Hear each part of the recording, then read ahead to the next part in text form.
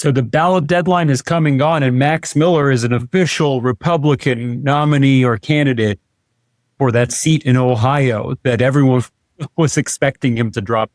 We're coming to you today with an update on the Max Miller situation, Mad Max, as Brian likes to call him. I'm Shant Karnikian. That's Brian Kabateck. This is another installment of Civil Action on the Legal AF Network. Before we jump in here, just a reminder, if you like this content, if you like the other folks on the Legal AF team, hit that subscribe button so you keep up to date with us. So, Brian, I don't know. How do we talk about this? Let's talk about what happened here. So he didn't drop out, right? Just a reminder. He was supposed to, if he was going to drop out, he was supposed to drop out a couple days ago. And he didn't. And so now the window's closed. He is actually the nominee. They can't remove him. He's going to be on the ballot. He is going to run against a Democrat named Brian, great first name, by the way, Brian Poindexter. And who is now... they're stuck with it, right? It's too late. The Republicans can't change their mind. They are now running an accused abuser or whatever you're going to call him, someone that needs help, clearly. That is their candidate. They're running that guy for the 7th District of Ohio. Right. They're stuck with him. And so that's one thing that happened. Yeah. So he also, another thing that happened is, we talked about the fact that Miller apparently comes from a wealthy family. And the family has a lot of money. He's poured $1 million of his own money into the campaign, his reelection campaign.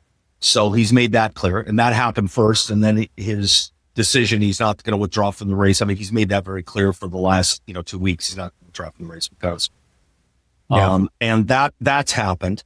What I really want to focus on though, is I want to ask a question is if you are the father of the woman who's allegedly been abused by this guy, and all these stories of abuse, all the things that have happened, his conduct, what he did, would you be on record as letting the voters of Ohio know that this guy is their elected representative, or would you keep your mouth shut and not say anything? I mean, I think that's a rhetorical question. Yeah, I'm a father, and I think that's a rhetorical question, and that has been what Senator Bernie Moreno, Max Miller's father-in-law, the father of the alleged victim or the accuser, the alleged victim of all this abuse, that has been his position. He's been quiet until now. And finally, in fact, last time we did this episode, we were talking about how amazing it is that his father-in-law has not said anything. He's just been kind of quiet about it. Finally, he said that he should not serve in Congress. He needs serious psychological help, none of which I doubt, by the way. And he's a danger to my daughter. He finally started saying things like that. Pure hell for my family. It only took him a couple of weeks, right, to say this? 2 years. 2 years he's been silent because... 2 years he's been silent. So what that fundamentally means, Sean, is that the last election cycle, Senator Moreno knew about this guy's proclivities and said nothing. When he's saying today he needs serious psychological help, was that like an epiphany that the senator had? I don't think so. I think this is something that's been going on for a long time. And I think this is demonstrative of the Republicans today, is that they always sit there and not say anything bad about another Republican for fear that it'll shake things up, that it could be damaging to, the little Trump fiefdom. And he comes out and until it starts harming them, until it starts harming their own reputation or their chance of reelection or whatever. Well, I disagree with you. I think it's like, lights being shot on cockroaches. It's only because now it's come to light that Senator Moreno comes out and says exactly these words. He says that he's not fit to run for office. And that's the first time he's ever said that. And that is what he should have said a long time ago, but now it comes out only because the lights being shut on. Okay. So you're probably asking yourself, if you're watching this, sure, that's Senator Moreno, but I'm sure other members of Congress from Ohio have really let the public know about a person who's allegedly a danger to society, right, Sean? That's probably no. The state's junior senator, he now started calling for Miller to drop out, but until now hadn't said anything, right? I don't even have any record of him now coming out. John Houston, you have a record of that. I don't have it, that he's come out and said And in fact, the last thing I have is he declined to comment and didn't respond to reporters' questions about whether Miller should resign. Yeah, I think just over the past weekend, he came out and urged him to resign. Okay. Shant but silent for 2 years. Information to me, and we can rely on Shant because he looks certainly more trustworthy than I. Representative Jim Jordan, who many of us know is a diehard Trump guy, he's called Miller a good man who has done a good job as a member of Congress, and he said it's a family matter and urged people to pray for his family. That'll fix it, right? That'll fix it. Sure. Representative Mike Turner, I actually saw this interview live.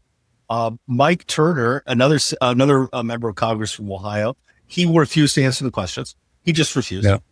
He said it's an ethics probe. It's it's best handled in a courtroom. It should be handled in a courtroom. It shouldn't be handled here. Right. Like it's like a contract dispute or something. Like, oh yeah, well they have that's like reasonable minds can differ. Should I hire O.J. Simpson to be my houseboy? I think it should be handled in a courtroom. I don't think you should make a decision about that. Okay. Yeah. Maybe that's a bad analogy. All right. So I want to go now. I think we should pivot now, Shant, because we are lawyers and we talk about legal issues. Let's talk about this extraordinary restraining order. And I want to say this before we get started. When I was very young, when I was in college, I worked for a lawyer who about 10 years earlier had actually represented somebody in a divorce case and been shot in court. And it's very dangerous. I didn't know that. Wow. Yeah, I'll tell you the story sometime. And it's very dangerous in court when you're representing people in family law cases. I was once in court, and the courthouse got shut down because literally a ex-husband killed his ex-wife on the escalator in the courthouse while I was there. Oh, wow. I hadn't heard that story either. And I've heard all of Brian boring stories. And these are kind of exciting ones that I haven't heard. So this brings us up to what happened. Shant, you want to talk about it? Well, I think there's a restraining order that involves Miller. And she filed for one at the end of last month, shortly after this kind of really started hitting the press, right? On top of the underlying custody case. And this is about new allegations. Well, tell us more. What do you think is kind of incredible about it, Brian? Well, what happened here is apparently they were in court and there was an exchange between Congressmember Miller and his ex-wife's lawyer, a guy named Andrew Zashin. And apparently he physically grabbed him in an effort to get his attention. And then simultaneously was making references to the lawyer's own fiancée, and that Miller grabbed another attorney's bag. So he literally became, kind of violent, apparently, according to the story. And also then he asked during a hearing if the lawyer wanted him to autograph the book by former White House Press Secretary Stephanie Grisham. That's the one that Miller sued for defamation over allegations that she made in her book that he abused her. And so this is, pretty extraordinary when a lawyer... He just can't help himself. He can't help himself. He can't help himself, Yeah. So this is like brand new, aside from an underlying restraining order, the family law matter that's ongoing because of the conduct in court. Now they've sought a new one because the guy attacked the lawyer. It's kind of crazy. This is wild stuff, man. I know I'm laughing about it because it's just so wild, but it's terrible stuff. I think that everything about the backstory is terrible and awful about what this guy allegedly did to his family, the stories about what he's doing to his lawyer. And as a lawyer, I've been in a situation before where I've been threatened and had to get a restraining order against another lawyer. And it's terrible for the lawyer. But I think what we're laughing about is the absolute lack of profiles and courage in the Republican Party to come out and say this guy isn't fit to serve in office. I don't know how many people live in Ohio. There are 340 million people or so living in the United States. Don't you think they could find somebody better than this guy to represent their party in Ohio in a safe district? I don't know. I think they've gone... They're sort of in poker. There's a term called pot committed. They're pot committed now. You got to stick with it. You're all in at this point.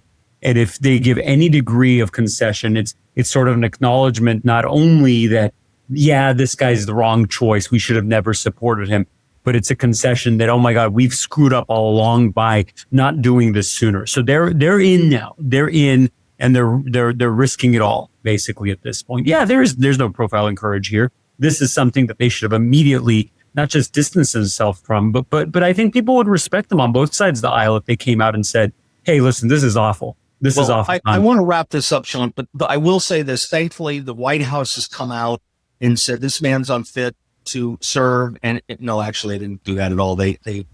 Nor have they. Same goes to them. I think they would earn some degree of respect. Kind of hard for the Trump administration to earn any respect, but it would get some degree of respect if they came out and said something like that. This is awful. This is not what we're about. We're the party. But they didn't. I know they did. But they didn't. And I'm just sitting here imagining. Miller has consistently said that he's modeling himself after Donald Trump and Donald Trump's resilience. So great job, Max. You're doing a great job. Keep it up, man. Maybe we could have him on the show. Is he welcome, Brian? Yeah, he might threaten to kick your ass. We don't want that to happen. Want it remote. Oh, that's why we'll do it over the internet. That's true. Okay, good. That's a good idea. Well, thank you for tuning into another installment of Civil Action on the Legal AF Network. Again, if you like this content, hit that subscribe button so you can keep up to date with us. If you have any feedback, any questions, ideas, things for us to cover, happy to hear from you. Reach out to us. You can find us online at kbklawyers.com. That's kbklawyers.com. I'm Shant Karnikian. That's Brian Kabateck. Thank you for tuning in, and we'll see you next time. Can't get your fill of Legal AF? Me neither. That's why we formed the Legal AF Substack.